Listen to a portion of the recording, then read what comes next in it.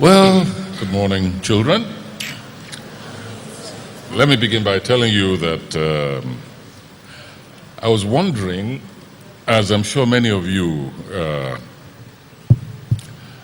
are, at least from time to time, what sort of Christmas present I might get this year, New Year present.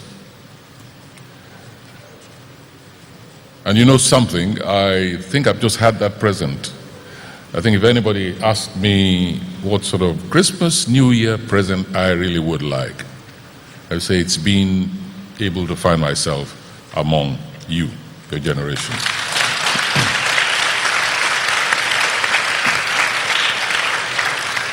As Mr. President said, it may sound a cliche, but you are the hope. And I want you to be sure to bring that hope to fulfillment. Now, without further ado, let me read you something from my childhood,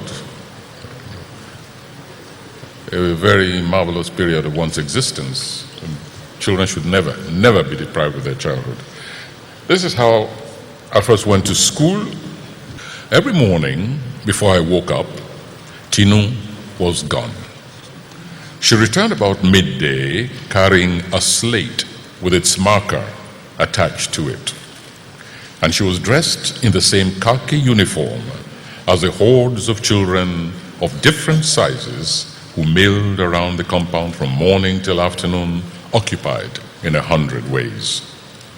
At a set hour in the morning, one of the bigger ones seized the chain which dangled from the bell house, tugged at it with a motion which gave the appearance of a dance, and the bell began pealing.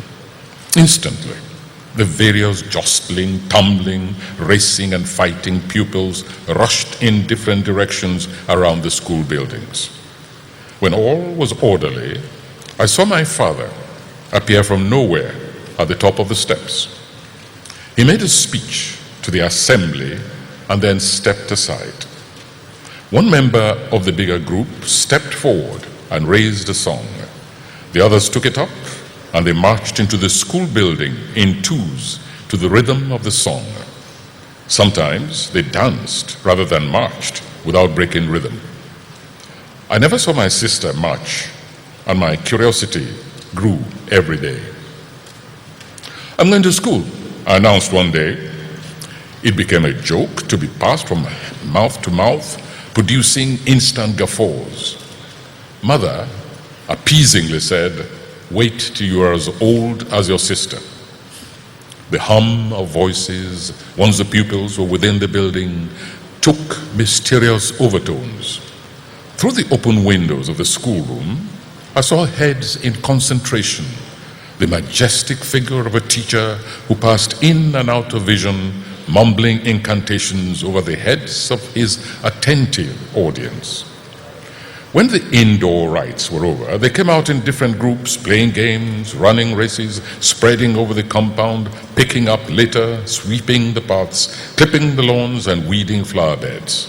They roamed about with hoes, cutlasses, brooms, and sticks, retired into the open workshop sheds where they wove baskets, carved bits of wood and bamboo, kneaded clay, and transformed them into odd-shaped objects. I got up one morning as she was being woken up, demanded my bath at the same time, ate and selected the clothing which I thought came closest to the uniforms I had seen, and I insisted on being dressed in them. I had marked down a number of books I'd seen on my father's table, but did not yet remove them. I waited in the front room. When Tinu passed through with her escort, I let them leave the house, waited a few moments, then, seizing the books I had selected, followed them. Both parents were still in the dining room, so I followed her at a discreet distance and was not noticed until we arrived at the infant school. I waited at the door, watched where Tinu was seated, then went and climbed onto the bench beside her. Only then did Lawanle, Tinu's escort for the day, see me. Between school and the piles of books, with which my father appeared to commune so religiously in the front room, and which had constantly to be snatched from me as soon as my hands grew long enough to reach them on the table. I shall come every day, I confidently declared. Thank you.